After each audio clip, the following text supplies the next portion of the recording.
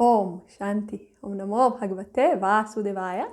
Welcome to another Yoga Small Talk, and we continue with 7 minutes Bhagavad Gita a day. We are reading from chapter 6, the Yoga of Meditation, and we have reached the part where Arjuna starts asking questions. So we already saw in chapter 4 that in order to get knowledge, true knowledge, the disciple needs to approach the teacher how?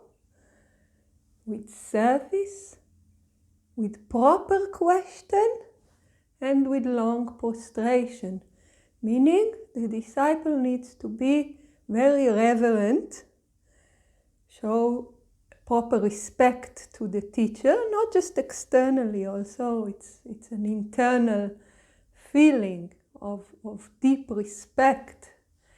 And to offer service, meaning to participate and to offer the teacher in return to the teachings, the service. And then comes the part about asking proper questions. So generally in yoga, the student will not ask too many questions because when we ask, the teacher is silent. When the teacher is silent, we do not get knowledge. It's a very simple equation. But if the teacher is teaching and we do not understand, or we do not see how we can practice what is taught, or there are big doubts that come from within us, having a sincere desire to practice, but those doubts are still there, it is said, yes, of course, in this situation we need to ask questions, because otherwise, no matter how good the teachings will be, it will not be something that we can understand and practice. And the important thing is that we will be able to practice. Yoga is not an intellectual exercise. It is a practiced philosophy.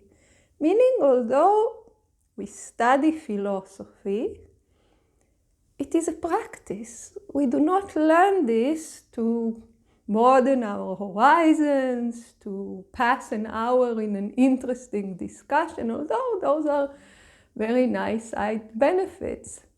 We study yoga in order to be able to practice. We practice yoga in order to be able to reach the highest bliss. And we see this throughout chapter 6, how the chapters side by side, as we mentioned before, gives us the philosophy and the practice, side by side, and then reminds us of the benefits, which is the goal of the practice. Supreme bliss, meaning God consciousness. So all the time we are reminded of that.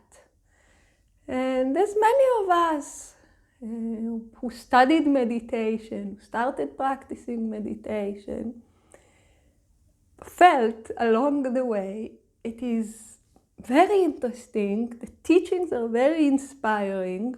For many of us it makes a lot of sense. But when we come to practice, nothing. And it's as if all those teachings have nothing to do with my reality.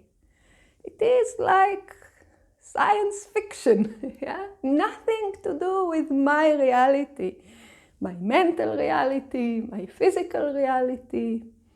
Nice teachings, very inspiring, but when I try to practice them, to put the teachings in practice, big obstacles.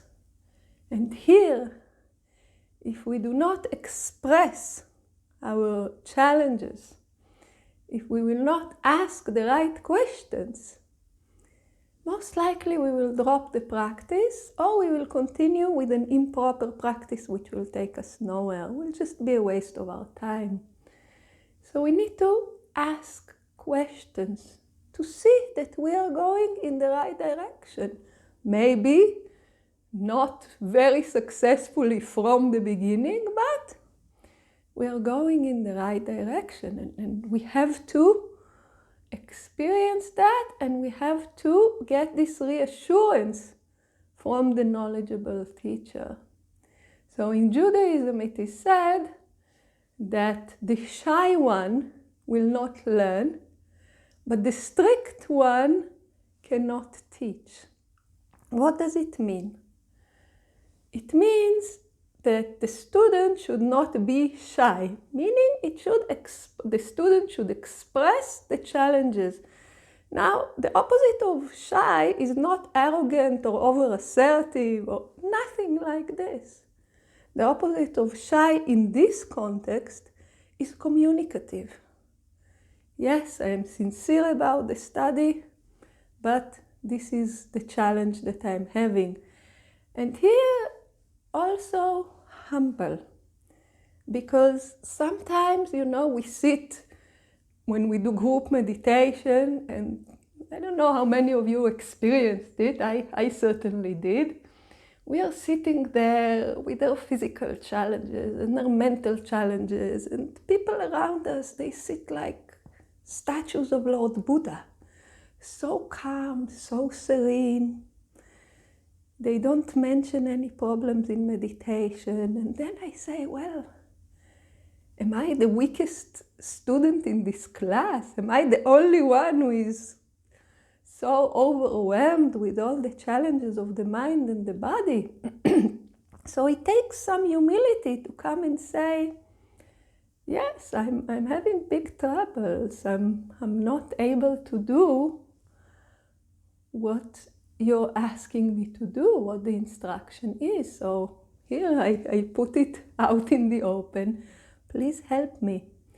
So it also takes some humility. And the teacher should not be too strict. The teacher should see the needs of the particular student and find a way to approach the student in a manner that will inspire the student and will give the student confidence. So all this long introduction to explain where Arjuna's questions are coming from. And we'll start seeing those questions in the next talk. So please join us. Om Shanti.